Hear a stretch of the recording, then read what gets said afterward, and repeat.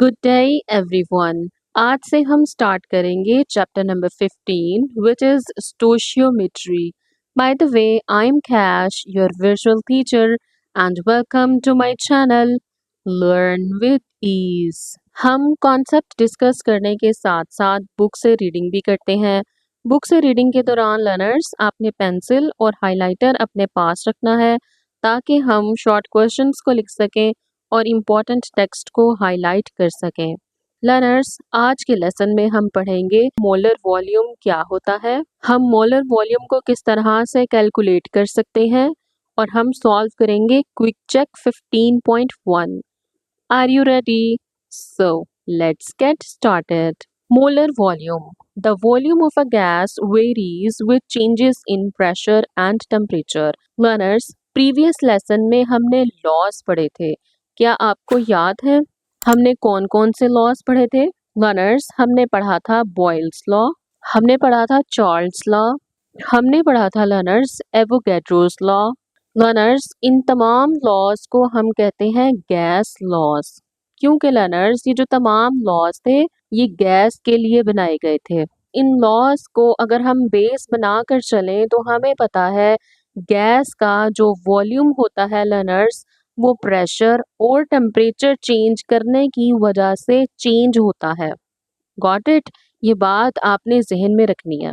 In order to compare the volumes occupied by different gases, we must adopt a set of standard conditions of temperature and pressure called room temperature and pressure. Learners, अगर हम मुख्तलिफ gases के volumes को compare करना चाहते हैं, आपको पता है हमारे एनवायरनमेंट में बहुत सारी गैसेस होती हैं, जैसे कि होती है कार्बन डाइऑक्साइड, होती है oxygen, nitrogen, nitrogen dioxide, sulphur dioxide. अगर हम चाहते हैं लर्नर्स हम इन तमाम गैसेस के वॉल्यूम्स को कंपेयर करें तो हमें कुछ कंडीशंस को ध्यान में रखना होगा, और वो कंडीशंस क्या है लर्नर्स? वो कंडीशन है रूम टेम्परेचर एंड प्रेशर, जिसे आपकी बुक ने RTP से जाहिर किया है। RTP stands for room temperature and pressure. Learners, जब भी हम मुख्तलिफ गैसेस के वॉल्यूम्स को कंपेयर कर रहे होते हैं, हम कंसिडर करते हैं जो रूम टेम्परेचर होता है वो होना चाहिए 25 डिग्री सेल्सियस, और अगर इसको हम केल्विन में देखें तो केल्विन में इसकी अमाउंट हो जाएगी 298.15 केल्विन। और लर्नर्स, जो एटमॉस्फेरिक प्रेशर होता है वो होना चाहिए 1 atm, और लर्नर्स 1 atm बराबर होता है 760 टॉर के। ठीक है लर्नर्स, प्रीवियस लेसन में मैं आपको बताती आई हूँ 1 atm is equal to 760 millimetre mercury. Learners, जो मिलीमीटर मरकरी है ये एक साइंटिस्ट टॉर ने डिस्कवर किया था, और उन्हीं के नाम पर इस यूनिट को टॉर भी कह दिया जाता है। तो मिलीमीटर मरकरी हो या टॉर हो ये बराबर है, 1 atm बराबर होता है 760 टॉर के। ठीक है, आपने घबराना नहीं है अगर आप 760 मिलीमीटर मरकरी देखें या 760 टॉर देखें तो ये एक ही बात है। Got it? Very good. It has been found that 1 mole of all gases occupies a volume of 24 decimeter cube at RTP. This is called molar volume. Learners, ये बात बहुत इंपॉर्टेंट है, सबसे पहले तो आप इसे कर लें हाईलाइट। लर्नर्स, मोल का कॉन्सेप्ट आपको पता है, हम उससे आगे चलेंगे। लर्नर्स, अगर हम मुख्तलिफ गैसेस के 1 मोल्स लें, जैसे मैं बात करती हूँ 1 mole of carbon dioxide, 1 mole of sulphur dioxide, 1 mole of oxygen. Learners, आपकी बुक कहती है कोई भी गैस हो और उसका अगर 1 मोल हो तो लर्नर्स इन सब का वॉल्यूम होगा 24 decimetre cube.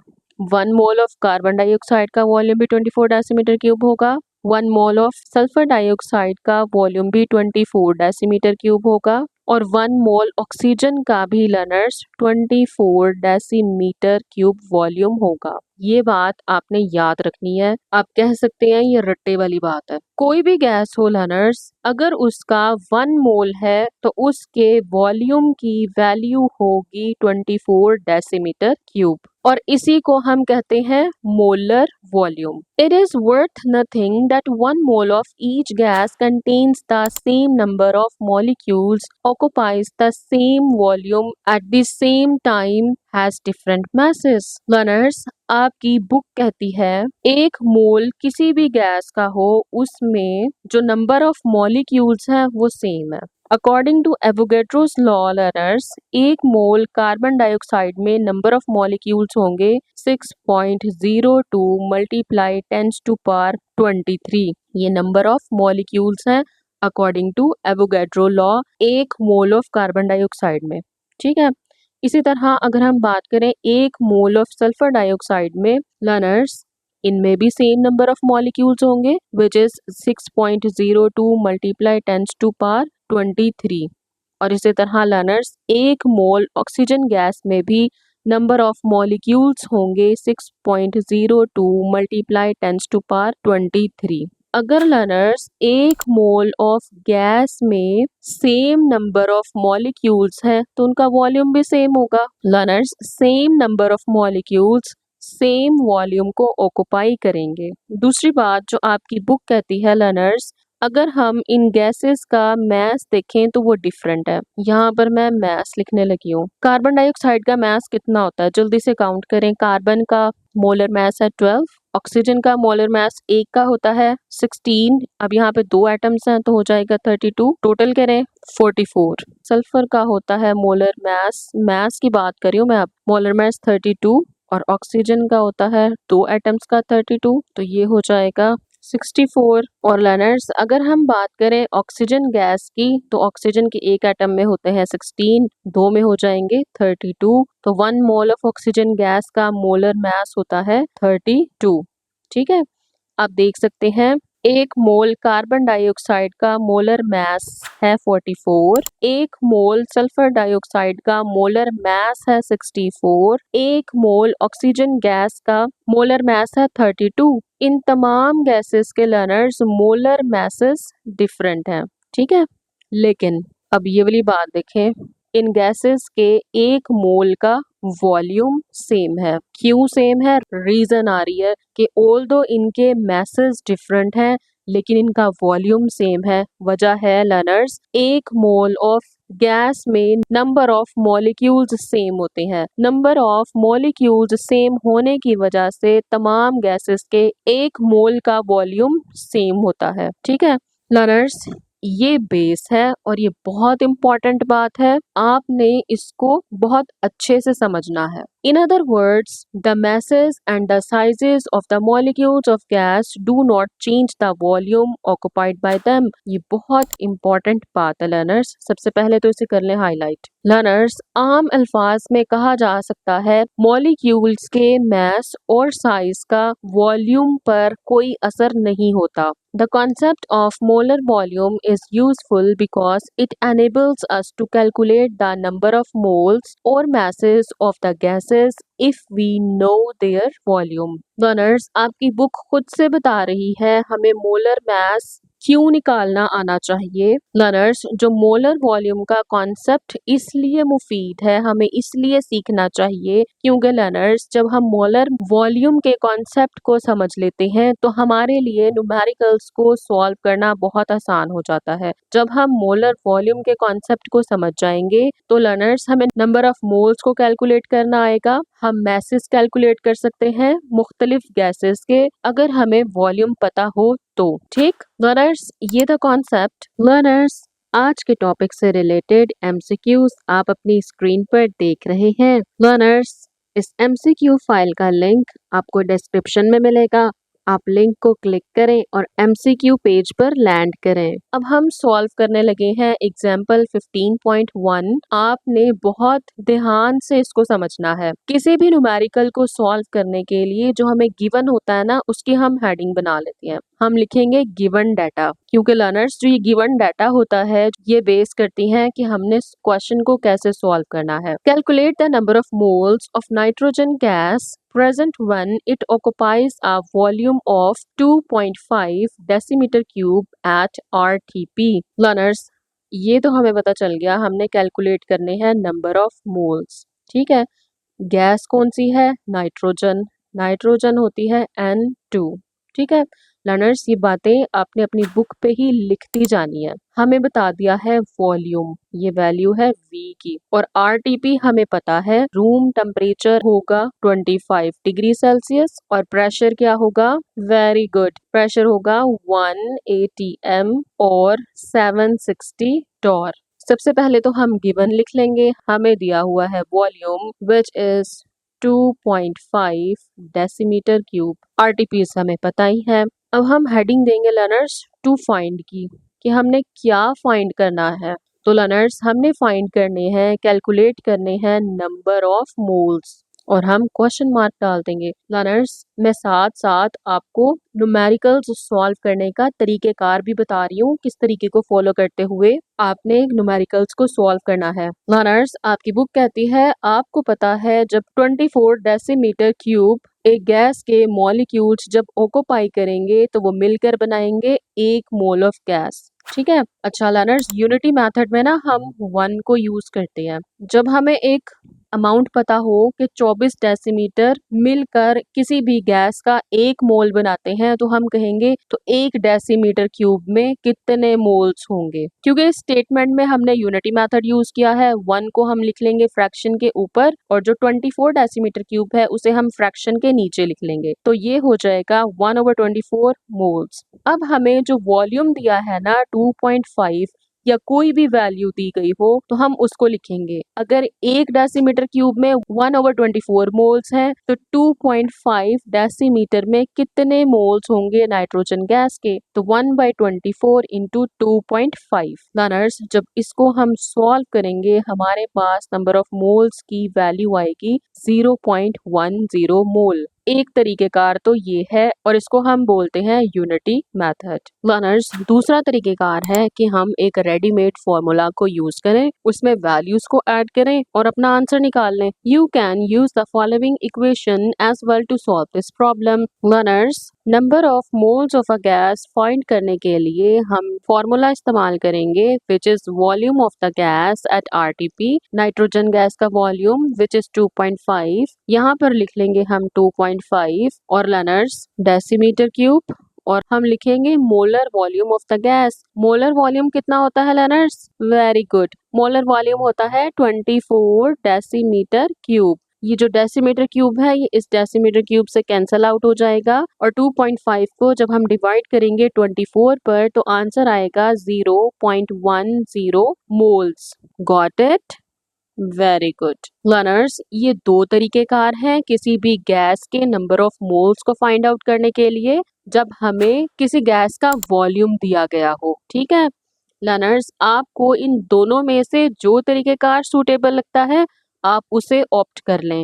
Example 15.2, calculate the volume of 0.5 mole of hydrogen at RTP. तो लर्नर्स, सबसे पहले हम क्या लिखेंगे?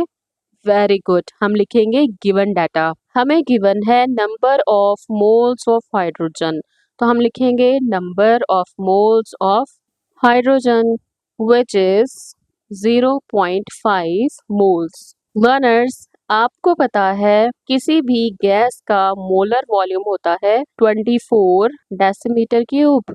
अब लर्नर्स, हम हेडिंग देंगे टू फाइंड की, कि हमने क्या चीज कैलकुलेट करनी है। लर्नर्स, हमने कैलकुलेट करना है volume of hydrogen gas. Learners, यहाँ तक आपको समझ आई है? लर्नर्स, अगर आपको यहाँ तक समझ आई है तो कमेंट सेक्शन में यस टाइप कीजिए। आपकी बुक ने इक्वेशन को इस्तेमाल किया है, ये वाली equation, number of moles of a gas, volume of the gas divided by molar volume. हम भी इसी को इस्तेमाल करेंगे। हम लिख लेते हैं सॉल्यूशन। अच्छा जी लर्नर्स, नंबर ऑफ मोल्स कितने हैं हाइड्रोजन के?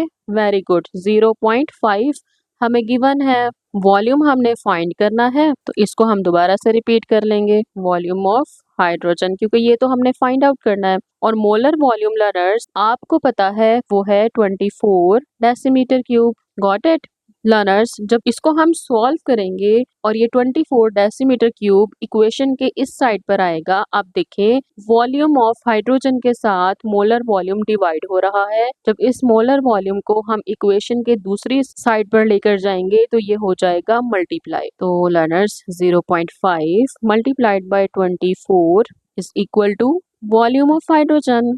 अब समझ आया लर्नर्स ये वैल्यू किस तरह से आई? तो लर्नर्स जब हम 0.5 को मल्टीप्लाई करेंगे 24 के साथ तो हमारे पास आंसर आएगा 12 डेसीमीटर क्यूब, क्योंकि लर्नर्स वॉल्यूम का जो यूनिट होता है वो है decimetre cube. Example number 15.3, calculate the volume occupied by 200 gram carbon dioxide eight RTP। तो लर्नर्स सेम प्रोसीजर को हम फॉलो करेंगे। सबसे पहले लिखेंगे हम गिवन डाटा। लर्नर्स यहाँ पर हमें दिया गया है कार्बन डाइऑक्साइड का मास, तो हम लिखेंगे mass of carbon dioxide which is 200 grams. साथ में लर्नर्स आरटीपीज दिए गए हैं। आरटीपीज आपको पता है 25 डिग्री सेल्सियस होता है टेम्परेचर और प्रेशर होता है 1 atm। हमने फाइंड आउट क्या करना है लर्नर्स? हम हेडिंग ले लेंगे टू फाइंड।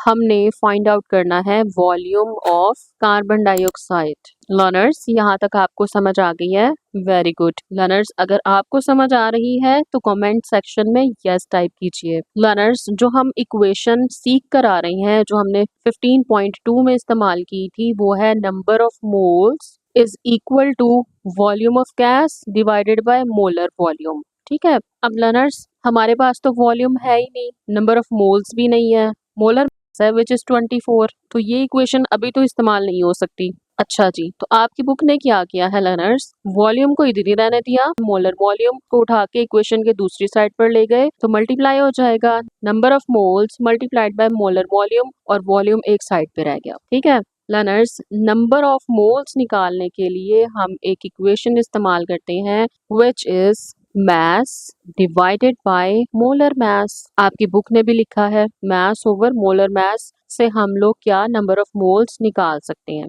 लर्नर्स मास तो हमें गिवन है विच इज 200, तो मास की जगह पे हम लिख देंगे 200। अब मोलर मास कहाँ से आएगा लर्नर्स? मोलर मास तो हमें खुद ही कैलकुलेट करना पड़ता है। तो मोलर मास कैलकुलेट करने के लिए लर्नर्स हम देखेंगे कौन सी गैस है, कार्बन डाइऑक्साइड, यही गिवन है ना, carbon dioxide which is CO2। Carbon का मोलर मास होता है लर्नर्स 12, एक ऑक्सीजन का होता है 16। अब चूंकि ऑक्सीजन के 2 एटम है तो हम 16 को मल्टीप्लाई कर देंगे 2 से। ठीक है, तो ये हो जाएगा 12 प्लस 16 2 आर 32। 12 और 32 को ऐड करेंगे लर्नर्स, हमारे पास आंसर आएगा 44 ग्राम्स। तो कार्बन डाइऑक्साइड का मोलर मास कितना हो गया?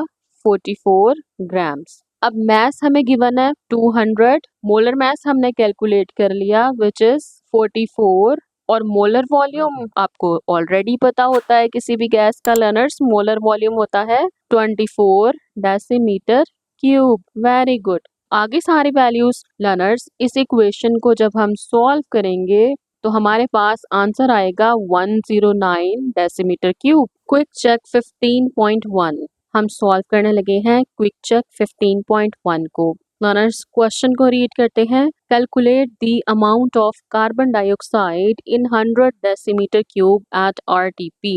सबसे पहले तो लर्नर्स हम लिखेंगे गिवन डाटा। हमें दिया है लर्नर्स कार्बन डाइऑक्साइड का वेरी गुड वॉल्यूम, तो हम लिखेंगे volume of carbon dioxide which is 100 decimetre cube. Learners अब हम लिखेंगे टू फाइंड, हमने मालूम क्या करना है लर्नर्स? हमें बताया गया है amount of carbon dioxide. Learners जब अमाउंट का लफ्ज आ जाए इट्स मीन ये पूछा गया है मास। ठीक है, हम यहाँ पे learners mass of carbon dioxide भी लिख सकते हैं और अमाउंट ऑफ कार्बन डाइऑक्साइड भी लिख सकते हैं, ये हमने फाइंड आउट करना है। लर्नर्स RTP का हमें पता है रूम टेम्परेचर होता है 25 डिग्री सेल्सियस और रूम प्रेशर होता है 1 atm या फिर 760 टॉर। लर्नर्स कार्बन डाइऑक्साइड की अमाउंट निकालने के लिए हमें कार्बन डाइऑक्साइड का मोलर मास पता होना चाहिए। तो लर्नर्स हम हेडिंग देंगे सॉल्यूशन की और हम फाइंड आउट करेंगे मोलर मास। मास की बात कर रही हूँ मैं लर्नर्स, आपने मोलर मास और मोलर वॉल्यूम को कंफ्यूज नहीं करना, ये दोनों सेपरेट चीजें हैं। कार्बन डाइऑक्साइड का लर्नर्स मोलर मास आपको निकालना आता है। सबसे पहले तो हम लिख लेंगे फॉर्मूला कार्बन डाइऑक्साइड का CO2। लर्नर्स कार्बन का जो मोलर मास होता है वो होता है 12, एक ऑक्सीजन का होता है 16 और यहाँ पे दो ऑक्सीजन हैं, डबल कर देंगे 16 टू जार 32। Very good. इनको जब हम ऐड करेंगे आंसर आएगा 44 ग्राम्स पर मोल। ठीक है, यानी कि कार्बन डाइऑक्साइड के एक मोल में 44 ग्राम्स होते हैं। ठीक लर्नर्स, यहाँ तक समझ आई है? Very good. लर्नर्स, अगर आपको इन क्वेश्चंस की समझ आ रही है कमेंट सेक्शन में यस टाइप कीजिए। लर्नर्स, नंबर ऑफ मोल्स निकालेंगे हम। नंबर ऑफ मोल्स को मैं एन से रिप्रेजेंट कर रही हूँ। अब चूंकि जो कार्बन डाइऑक्साइड है लर्नर्स उसका वॉल्यूम है 100 डेसीमीटर क्यूब और लर्नर्स नंबर ऑफ मोल्स निकालने के लिए इक्वेशन है volume of gas divided by molar volume N represent number of moles. Carbon dioxide का लर्नर्स वॉल्यूम है वो है 100 डेसीमीटर क्यूब और मोलर वॉल्यूम लर्नर्स एक मोल गैस का होता है 24। जब हम 100 को डिवाइड करेंगे 24 पर तो लर्नर्स आंसर आएगा 4.167 मोल्स। अब लर्नर्स हमारे पास मोलर मास भी है, हमारे पास नंबर ऑफ मोल्स भी हैं, तो लर्नर्स हम कार्बन डाइऑक्साइड का मास इजीली फाइंड आउट कर लेंगे। तो लर्नर्स हम फॉर्मूला इस्तेमाल करेंगे number of moles of carbon dioxide is equal to mass over molar mass। molar mass number of moles हैं लर्नर्स, वैल्यू ऐड करेंगे इस फॉर्मूला में। नंबर ऑफ मोल्स हैं 4.167 और मोलर मास हमने फाइंड आउट किया था विच इज 44। मास हमने फाइंड आउट करना है लर्नर्स। जब इस 44 को इक्वेशन के दूसरी साइड पर लेकर जाएंगे तो ये मल्टीप्लाई होगा 4.167 मल्टीप्लाइड बाय 44। रनर्स इसे मल्टीप्लाई करें तो आपके पास आंसर आएगा 183.33 grams. This is the answer. और ये क्या है? Mass of carbon dioxide. Learners ये था चैप्टर 15 का lesson number 1 which is molar volume. Learners आपने इन क्वेश्चंस की बहुत अच्छे से प्रैक्टिस करनी है। एग्जाम्पल्स को कभी भी लर्नर्स आपने मिस नहीं करना। समटाइम्स जो आपका पेपर होता है लर्नर्स एग्जाम्पल को ही क्वेश्चन के तौर पे आपको पेपर में दे देता है, तो आपने कुछ नहीं छोड़ना, एग्जाम्पल्स की बहुत अच्छे से प्रैक्टिस करनी है। लर्नर्स नेक्स्ट लेसन में हम पढ़ेंगे concentration of a solution. Stay connected with us. Good luck everyone.